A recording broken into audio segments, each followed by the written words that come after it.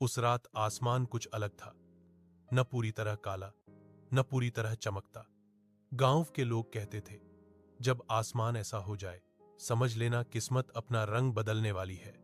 गांव का नाम था नूरपुर। छोटा सा गांव, मिट्टी के घर और लोग सीधे दिल के। इस गांव के कोने में एक पुराना सा झोपड़ा था, जिसमें रहता था अयान।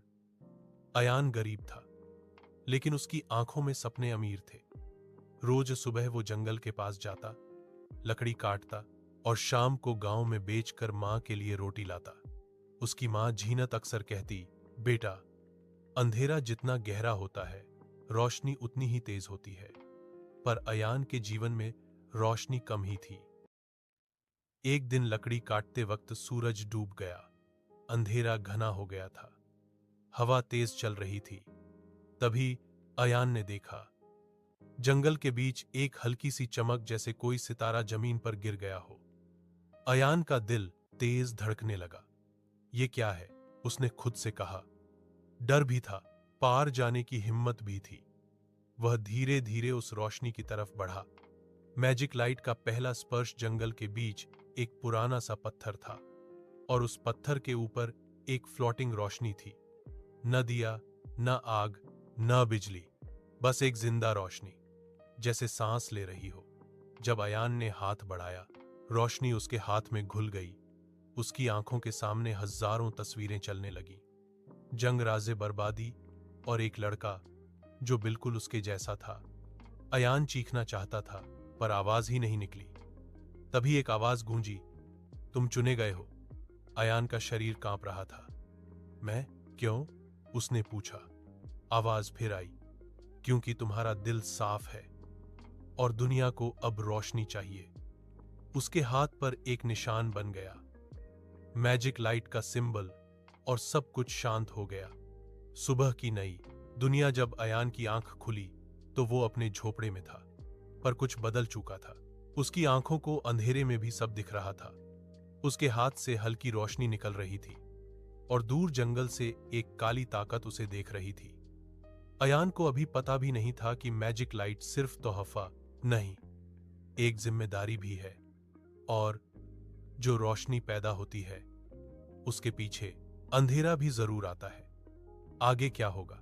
कौन है वो काली ताकत? मैजिक लाइट के नियम क्या है? क्या अयान अपनी मां को बचा पाएगा? रोशनी जीतेगी या अंधेरा?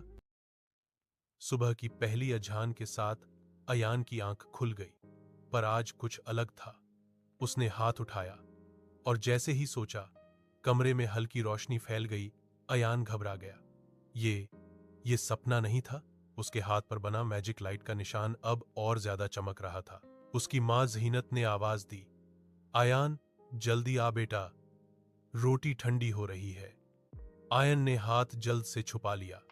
नाश्ता करते वक्त जीनत ने आयन को गौर से देखा। बेटा, आज तेरी आंखों में रोशनी है, मां ने धीरे से कहा। आयन चुप रहा। सच बोल देता तो मां डर जाती, पर मां का दिल तो मां का दिल होता है। उसने अयान का हाथ पकड़ा, और तब निशान दिख गया। जीनत का चेहरा पीला पड़ गया। मां ने कहा, अयान, ये निशान मैं पहचानती हूं। जीनत ने कांपती आवाज में कहा। अयान हैरान रह गया। मां, तुम जानती हो? जीनत उठकर पुरानी संदूक खोली। उसने उनमें से एक पुराना कागज और एक टूटा हुआ दिया निकाला। ये तेरे अब्बा का था। अयान का दिल जोर से धड़का। उसके अब्बा जो जंगल गए थे और कभी लौट कर नहीं आए। जीनत बोलती गई, सालों पहले इस गांव में भी एक लड़का चुना गया था। उसके पास भी मैजिक लाइट थी। अयान समझ गया, वो मेरे अब्बा थे? जीनत ने हाँ में सिर हिला दिया। पर उन्होंने मैजिक लाइट का पहला कानून तोड़ दिया। मैजिक लाइट का पहला कानून जीनत ने कागज पढ़कर सुनाया। मैजिक लाइट का इस्तेमाल सिर्फ दूसरों के लिए होगा, खुद के लिए नहीं। आयान चुप हो गया। जीनत की आंखों से आंसू बहने लगे। तेरे अब्बा ने मुझे और तुझे बचाने के लिए मैजिक लाइट का गलत इस्तेमाल किया, और उस रात अंधेरा उन्हें ले गया। अंधेरे की पहली दस्तक। उसी वक्त बाहर हवा तेज चलने लगी। दिया खुद ही बुझ गया, और एक भारी आवाज गूंजी, रोशनी फिर लौट आई है। अयान का शरीर कांप गया। दरवाजे के बाहर एक काला साया खड़ा था। जमीन पर उसके पांव नहीं थे। रोशनी का पहला प्रयोग जीनत चीखी, अयान। हाथ आगे बढ़ा। अयान ने आंखें बंद की और दिल से सिर्फ एक बात बोली, मां को बचा लो। तेज रोशनी फूटी, साया चीखता हुआ पीछे हट गया। अभी नहीं, पर हम लौटेंगे। और हवा शांत हो गई। अयान थककर जमीन पर बैठ गया। मां, अब क्या होगा? जहीनत ने उसका सर सहलाया। अब तुम्हारा सफर शुरू होता है बेटा। मैजिक लाइट सिर्फ ताकत नहीं, ये कुर्बानी मांगती है। जंगल के गहरे अंधेरे में एक बड़ी सभा चल रही थी। काले साये बोले, इस बार लड़का कमजोर है, पर उसके अंदर रोशनी ज्यादा है। और एक आवाज आई, उसे जिंदा नहीं छोड़ना। अगले भाग मैं।